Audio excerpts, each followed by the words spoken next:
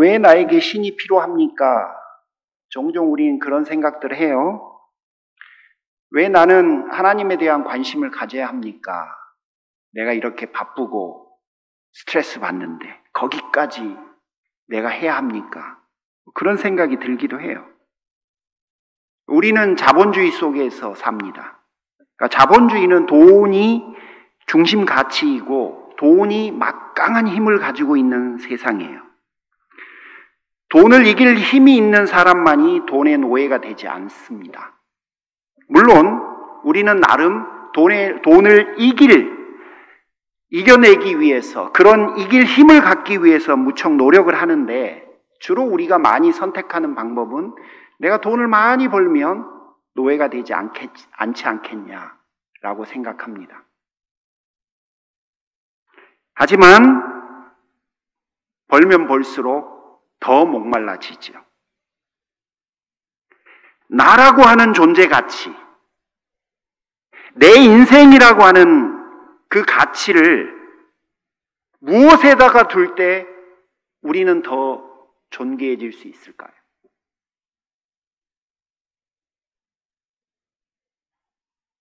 제가 자주 드는 예인데요. 우리 주변에는 명품이 참 많아요. 시장표와 명품의 차이가 뭐라고 생각하십니까? 재료? 아니에요. 누가 만들었냐예요. 똑같은 재료를 가지고 시장에서 만들면 그건 시장표인 거고요. 똑같은 재료를 가지고 장인이 만들면 명품이 돼요.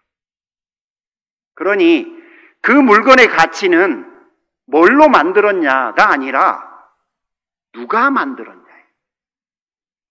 여러분, 내가 왜 신에 대해서 관심을 가져야 하냐고요? 내 가치가 달라지기 때문에 우리는 신에 대한 관심을 가져야 되는 거예요. 나를 둘러싸고 있는 내 인생을 장식할 수많은 것들에 대한 관심이 아니라 나를 만드신 그분에 대한 관심이 내 인생의 가치를 부여하는 거예요.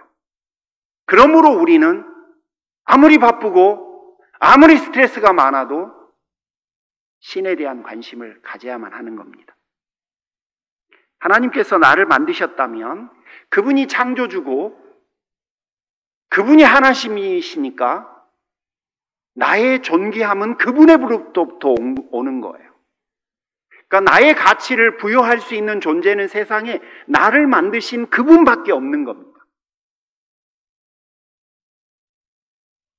여러분,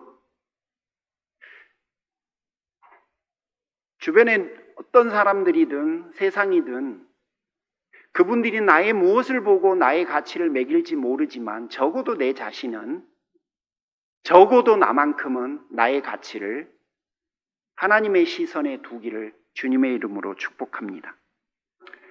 이런 이야기를 하면 뭔가 궁금하고 또 호기심 많은 분들이 이런 질문해요.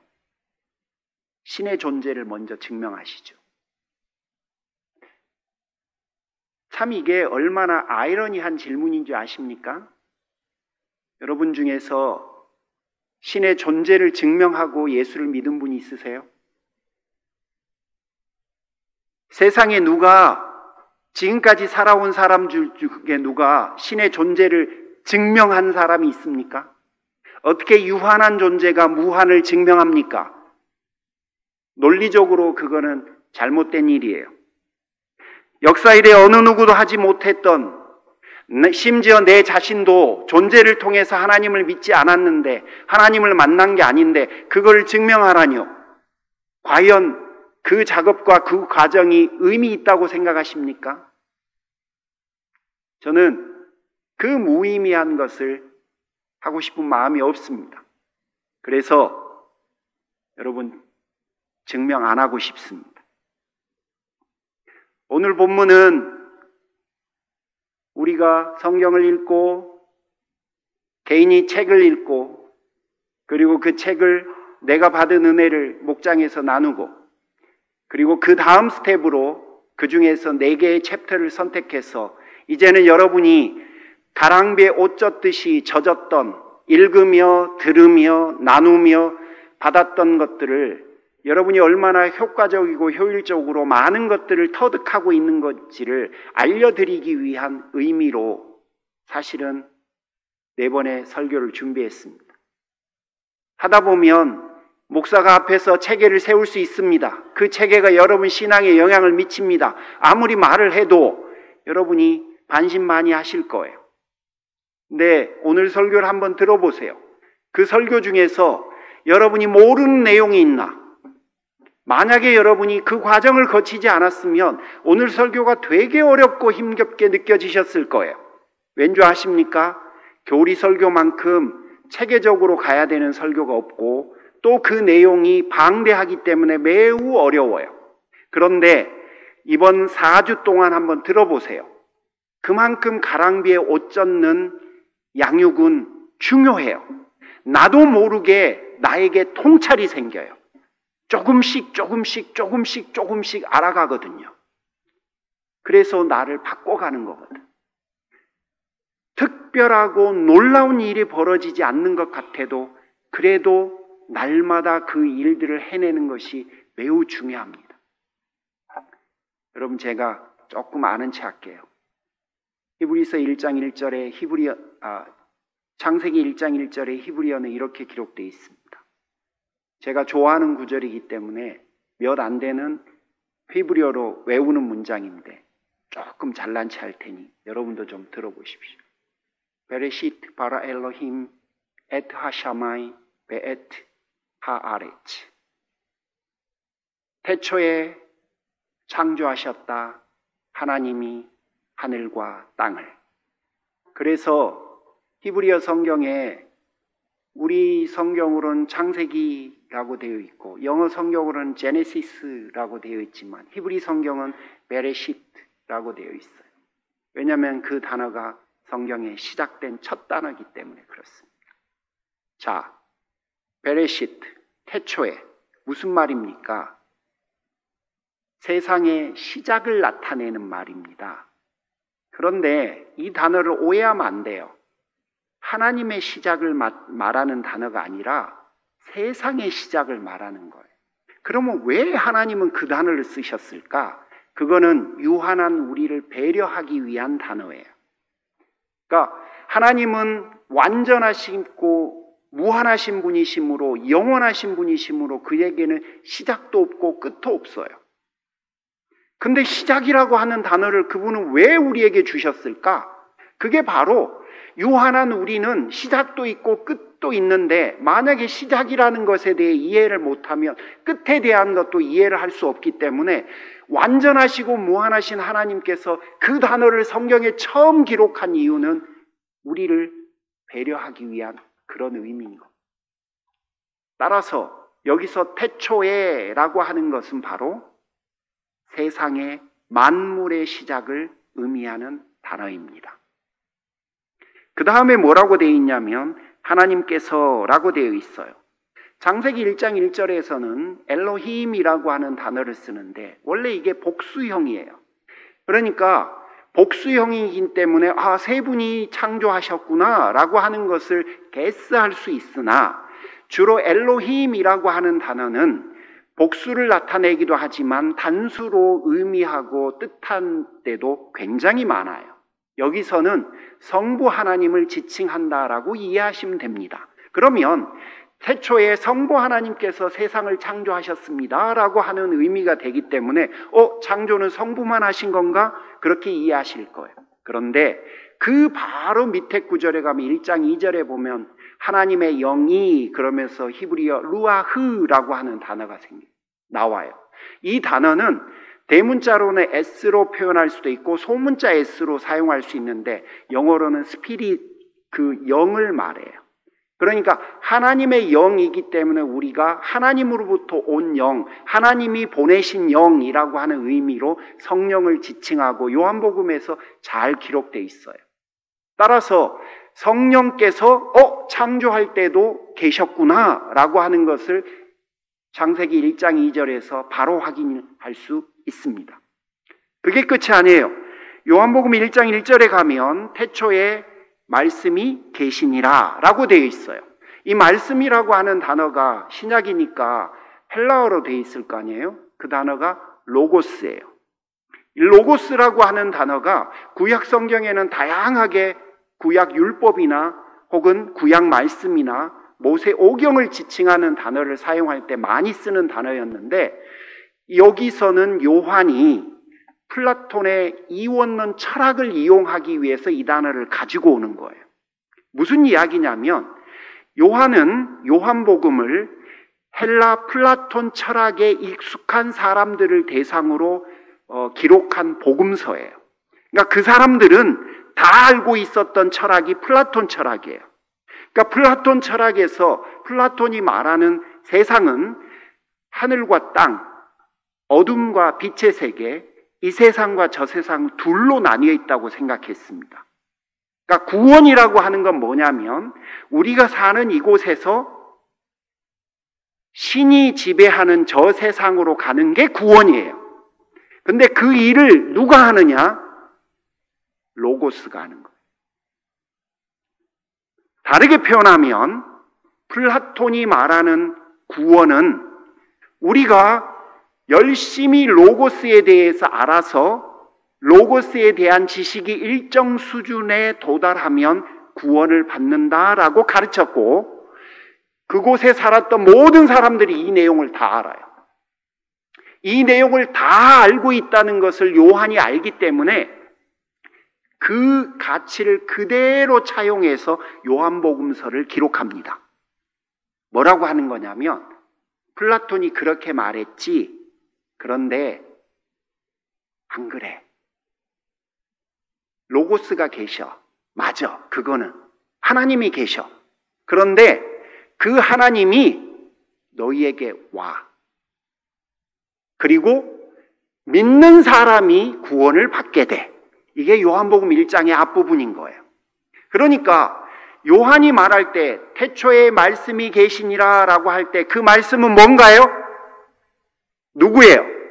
예수님이에요. 자, 그러면 이제 창세기 1장 1절에 하나님이 창조하셨습니다 라고 할 때 그 하나님이 성부, 성자, 성령이 태초에 천지를 창조했다는 것을 확인하셨죠.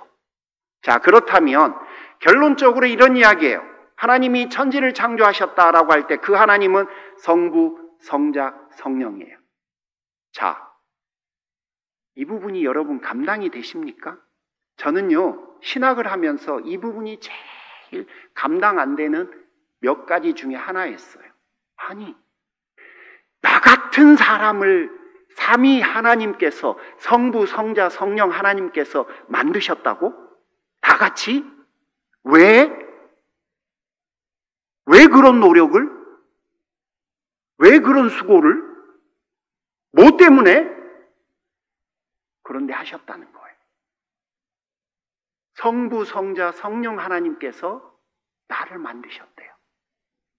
그게 바로 나라고 하는 사람의 가치가 부여되는 가장 중요한 기준이에요.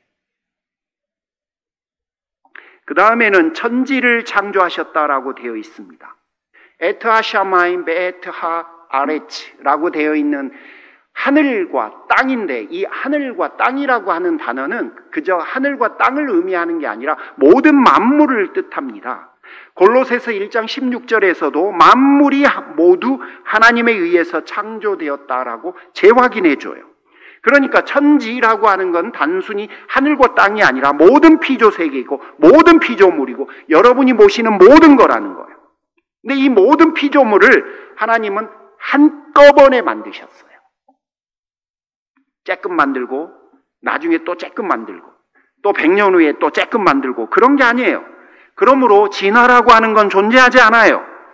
우스갯소리로 닭을 먼저 만드셨을까? 알을 먼저 만드셨을까? 질문하죠. 뭐가 먼저겠어요? 닭이죠. 하나님이 알 만들어 놓고 나올 때까지 기다리지는 않으셨을 거예요. 그렇죠? 그리고 창조는 아무것도 없는 무에서 유를 만드신 겁니다. 아무것도 없는 상태에서 모든 피조물을 만드신 거예요. 인간은 하나님께서 만들어 놓으신 것으로 어떤 새로운 것을 만들 수 있는 능력이 우리에게는 없어요. 만약에 우리가 무언가를 만들었다고 그러면 그거는 발명이에요. 만약에 우리가 무언가를 발견했다면 그거는 제가 방금 사용한 대로 발견일 뿐이지 창조라고 하는 단어는 전혀 쓰지 않습니다. 과학이 말하는 빅뱅 이론도 뭔가 있었고 나중에 뭔가가 됐대. 그거는 창조하고 완전히 달라요.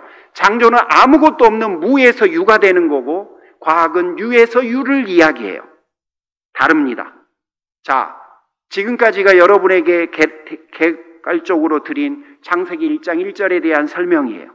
자, 그러면 이제 이것을 우리 인생으로 한번 가져오시죠. 여러분, 하나님 왜 창조하셨을까요? 나를 왜 만드셨을까?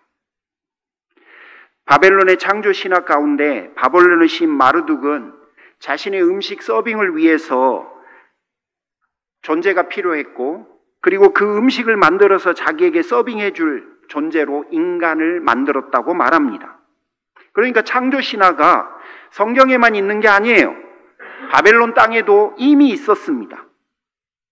이 말은 바벨론은 뭔가 부족했다는 거죠. 반면에 완전하시고 무한하신 하나님은 자신의 부족을 메꾸기 위해서 우리를 만드실 필요가 없었어요. 에베소서 1장 4절을 참고해 보면 하나님은 필요가 있었던 것이 아니라 우리를 사랑했기 때문에 창조하셨다고 이야기합니다. 사랑의 하나님은 당신이 가지고 있는 그 영광과 기쁨을 우리에게 나눠주시고 싶어서 우리를 창조하신 거예요.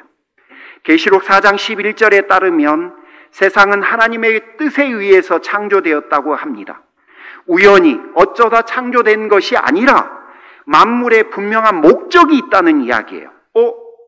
그분은 나에게 당신의 영광과 기쁨을 나눠주기 위해서 나를 만드셨고 또 그 모든 만드신 것에는 하나님의 뜻이 있다고 이야기를 해요.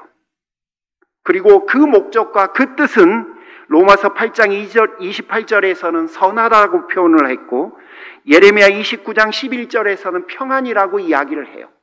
자, 그렇다면 이 모든 것들을 한 문장으로 요약하면 이런 겁니다.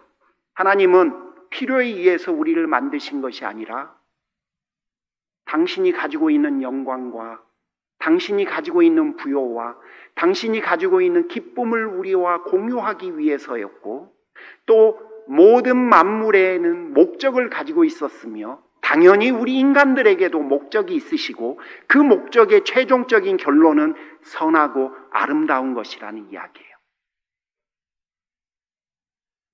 창조하신 목적이 하나님의 좋은 것을 우리에게 나눠주고자 하신 것으로 우리가 하나님의 창조를 이해했습니다. 자, 그러면 제가 여러분에게 오늘 이야기하고 싶은 것의 첫 번째 이야기는 뭐냐면 하나님의 창조를 누리라는 겁니다. 제가 이 누리라는 단어를 되게 많이 쓰잖아요. 영어로는 enjoy 하라는 건데요.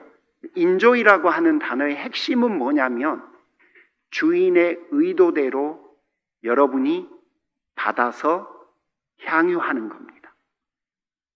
자, 그러면 창조를 누리는 것은 뭘까요? 창조하신 목적을 여러분이 이해하고 그것들을 누리시면 그게 바로 누리는 거예요. 하나님은 당신의 영광과 당신의 부요와 당신의 기쁨을 우리에게 나눠주고 싶어서 나를 창조했다고 했으니 그분인 창조를 통해서 나에게 주시고자 하는 영광과 그분의 부요하심과 그리고 그의 기쁨을 내가 관심을 두고 그것들에 참여하면 그 모든 것들이 그분에게 영광이 됩니다. 그러므로 산 속에 가서 아름답다로만 끝이지 말고 그분이 나에게 심겨 놓으신 그분의 영광스러움, 내가 그렇게 존귀하고 위대한 존재구나 라고 하는 것에 대한 인식과 인정과 고백, 감사를 담는 거예요. 그러면 그게 누리는 것이 돼요. 동시에 하나님이 모든 창조에는 선하고 명확한 목적이 있다고 했으니, 내 인생에도 하나님께서 선한 아름다운 목적을 심어 놓으셨구나라고 하는 것을 인지하는 거예요. 받아들이는 거예요. 그리고 어떤 상황에 여러분이 놓이고 처할지라도 하나님의 선하신 목적이 내 인생에 있다는 것을 신뢰하는 겁니다. 그게 뭐냐면 그게 창조를 누리는 거예요.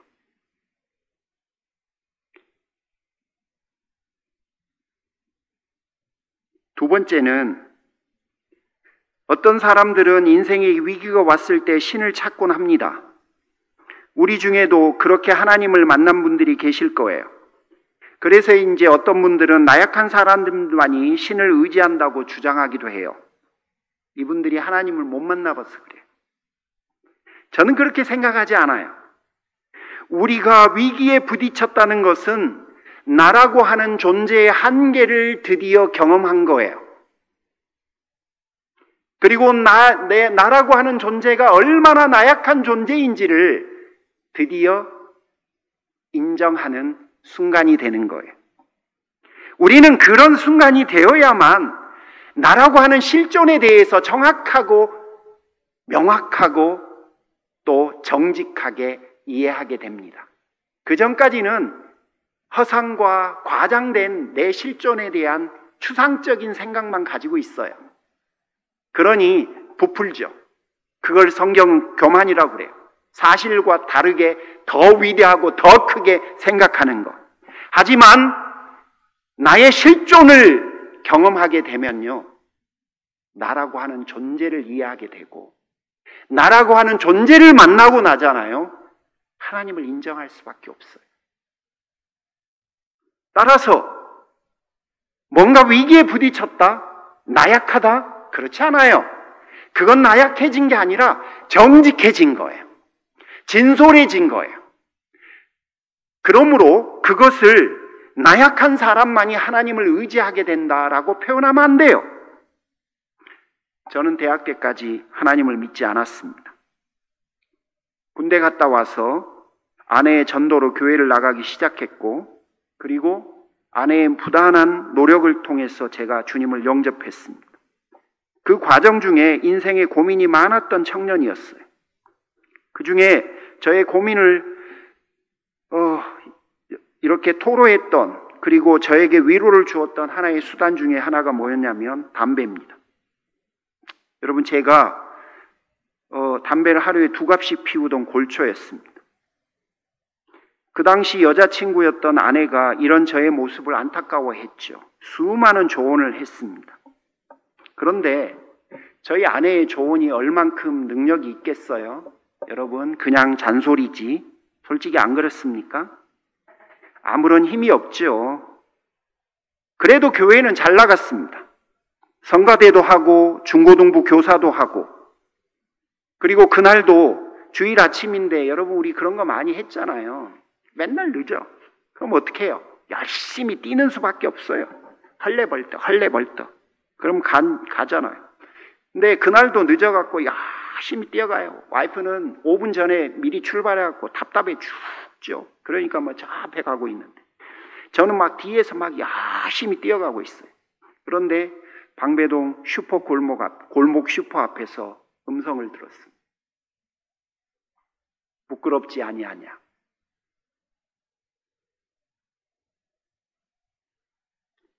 제가 멈춰섰습니다. 멈춰서니까 저희 와이프가 바빠 죽겠는데 왜 멈춰서냐고 막 하는 것 같지만 제 귀에는 들리는 둥 마는 둥. 그러면서 제 앞으로 스쳐 지나가는 장면들이 있었는데, 제가 조금 있으면 하나님의 말씀을 가지고 만나야 될 그 친구들의 얼굴이 스쳐가기 시작했어요.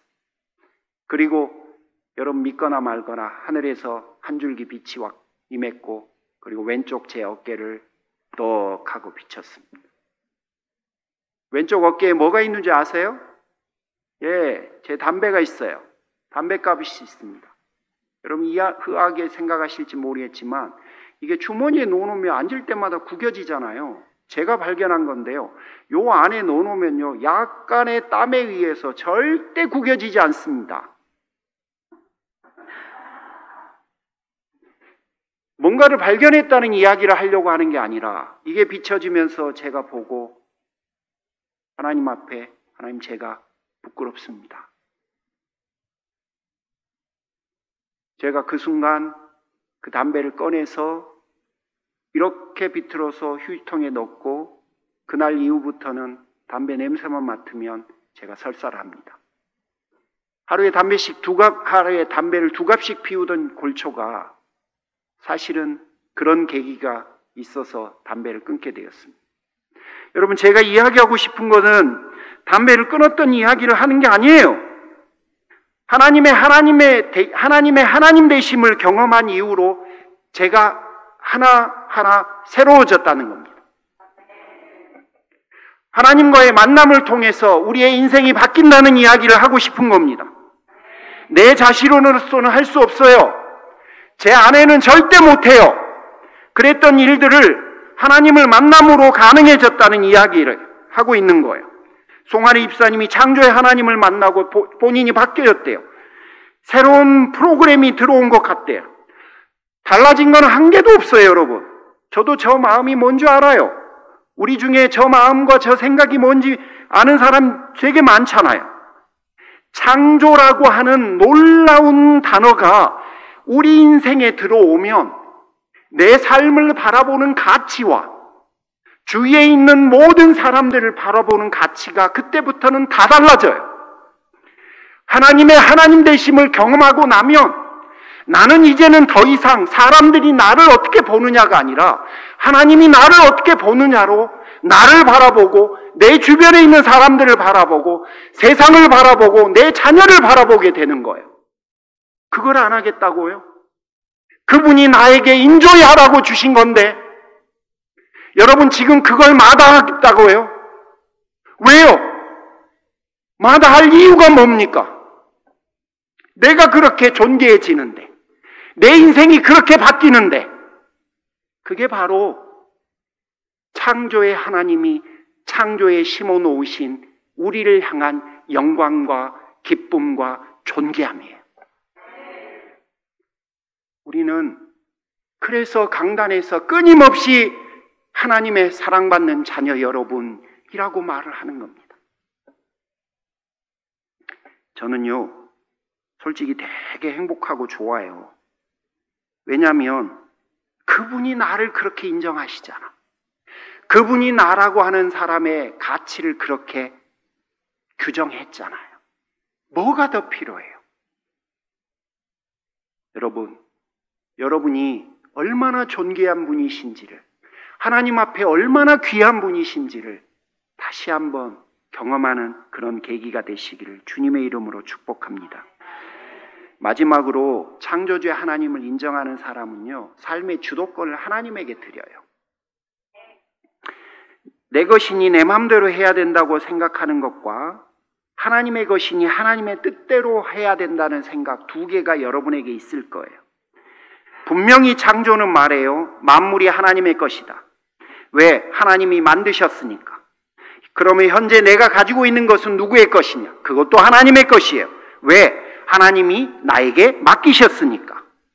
여러분, 제가 주셨으니까 라고 하는 단어를 의도적으로 안 썼어요. 왜냐하면 또 오해할까 봐. 맡기신 거예요. 주인이 하나님이라는 거예요. 나는 관리하는 거예요. 관리자는 꼭 하나님의 목적대로 사용해야 돼요. 우리 인생에는 하나님의 목적이 있고 그 목적은 선하다라고 말씀드렸고, 그 선한 목적을 이루기 위해서 하나님은 여러분에게 모든 것을 부여해요. 배우게 하시고 직업을 갖게 하시고 사람들을 만나게 하시고 지혜롭게도 하시고 돈도 주시고 다양한 것들을 허락하시는 거예요. 그러므로 여러분에게 주신 그 모든 것들을 통해서 하나님이 예비하신 뜻에 맞춰서 여러분 그것들을 사용해야 돼요. 이 가르침이 여러분 인생과 여러분 삶에 어떤 영향을 미치고 계십니까? 진지하게 고뇌해 보세요. 이 가르침이 여러분의 결혼 생활에는 어떤 영향을 미치십니까? 여러분 배우자가 여전히 왼수입니까? 아니면 하나님의 형상으로 지음받은 삼위 하나님께서 존귀하게 빚어주신 하나님의 자녀입니까? 아멘이래 여기. 김재철 집사님 저한테 밥 사셔야 될 것 같습니다. 김경희 집사님의 시선이 더 부드러워질 거예요. 여러분의 통장 잔고는 어떤 영향을 미칩니까? 여러분에게 주신 자녀는, 여러분의 직업은, 여러분의 교회는 고민하셔야 돼요. 결국 우리가 해야 될 고민의 끝자락에는 두 단어가 기다릴 거예요. 나눔과 베품. 나는 그럴 만한 형편이 못 돼요라고 하는 항변을 하나님은 다 배격합니다. 하나님이 제일 싫어하는 것 중에 하나가 그런 표현일 것 같아요. 하나님, 저는 목사니까 여유롭지 않아서 성도들이 저를 위해서 해줘야 합니다. 어린 반 푼어치도 없는 소리. 빨리 벗어나셔야 돼요. 목회자들도 하나님으로부터 받은 게 있습니다. 하나님, 저는 가난해서, 저는 지금 아직도 여력이 없어서, 하나님, 제가 요즘 경제적으로 어려워져서. 여전히 그 논리를 가지고 하나님 맡기신 하나님 앞에 들이미시겠습니까? 아니에요. 말씀을 정리하고 싶습니다. 우리는 부끄러움을 모르는 사회에 살고 있습니다. 어쩌다가 이렇게 되었는지 아십니까? 이 시대가 부끄러워하는 것은 제대로 안 산 것이 아니라 경제적으로 풍족하지 않은 것이기 때문에 그렇게 돼버린 거예요. 제대로 안 사는 것을 부끄러워해야 되는데 우리가 사는 이 시대는 풍요롭지 못하게 된 것을 부끄럽다고 생각하는 시대가 돼버렸어요. 그래서 성공만 하면 무엇이든 용납이 되는 시대가 됐어요. 부정선거를 저질러도 당선되는 게 떳떳하게 낙선되는 것보다 훨씬 더 가치 있는 일이라고 생각해요. 신실하더라도 작은 교회를 섬기는 것보다는 독선적이고 다소 탈선적이라도 큰 교회를 만들면 성도들이 인정을 해줘요. 세상에 이런 아이러니가 어디 있습니까? 실패가 오히려 민폐가 되고 성공을 위해 저지른 다소간의 악은 험한 세상을 헤쳐나가기 위한 어쩔 수 없는 선택이라고 사람들이 생각해줘요. 세상에 이런 아이러니가 어디 있냐고요. 믿음으로 신실하게 살아가는 이들, 믿음을 지키기 위해서 숱한 어려움에도 그 믿음을 끊임없이 붙들고 살아가는 사람들에게는 그러니까 그 꼴로 산다고 비하하기까지 합니다. 여러분, 내가 용인하면 내 자녀들이 부끄러운 길로 갈 거예요. 내가 용인하면 우리 교회가 그 부끄러운 길로 가게 될 거예요. 서로 용납할 거거든. 눈치가 보면 뻔히 아니까. 성도들은 자부심으로 사는 겁니다. 하나님이 거룩하니 너도 거룩하다라고 하셨던 하나님께서 우리에게 주신 자부심, 나는 하나님을 쫓아서 거룩한 인생을 살겠다라고 하는 그 자부심, 하나님께서 나의 주인이시니까, 세상의 모든 것이 하나님으로부터 왔으니까 나는 하나님의 사랑받는 자녀로 어떤 상황 속에서도 살아가겠다고 하는 그 결단과 그 결단을 내 일상의 삶에서 이루겠다고 하는 그 노력과 헌신들, 그 헌신과 그 노력을 나의 자부심의 근거로 삼는 삶, 그것이 나를 웃게 만들 겁니다. 여러분, 성도로서의 자부심을 지켜주십시오. 그리고 하나님의 사랑받는 자녀로서의 그 자부심을 끝까지 타협하지 마시고 지키시며 인생을 살아가시길, 오늘 창조의 교리를 통해서 여러분 인생이 새로워지시기를 주님의 이름으로 축복합니다. 기도하겠습니다. 하나님, 나 같은 사람을 그토록 귀한 은혜에 불러주시니 참으로 감사합니다.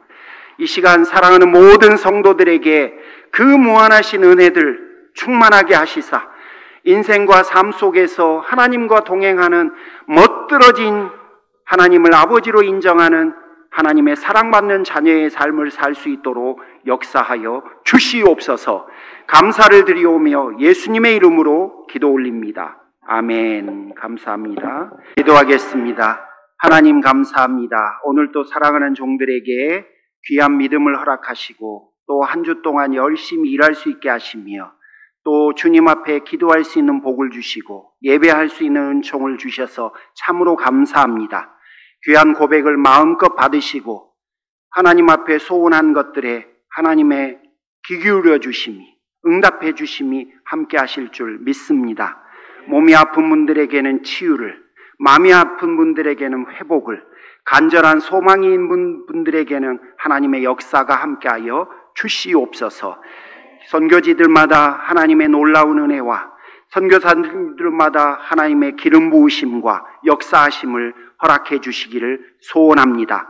각 가정들마다 자녀들마다 하나님의 놀라우신 은혜들로 충만케 하옵소서. 이제는 우리 주 예수 그리스도의 은혜와 하나님 아버지의 극진하신 사랑하심과 성령님의 감화감동 내주 충만 역사하심이 창조주 하나님이 우리의 하나님 되심을 고백하며 그 창조주 하나님 되심을 누리는 사랑하는 모든 성도들에게 지금부터 영원토록 함께 하시기를 간절히 축원하옵나이다. 아멘.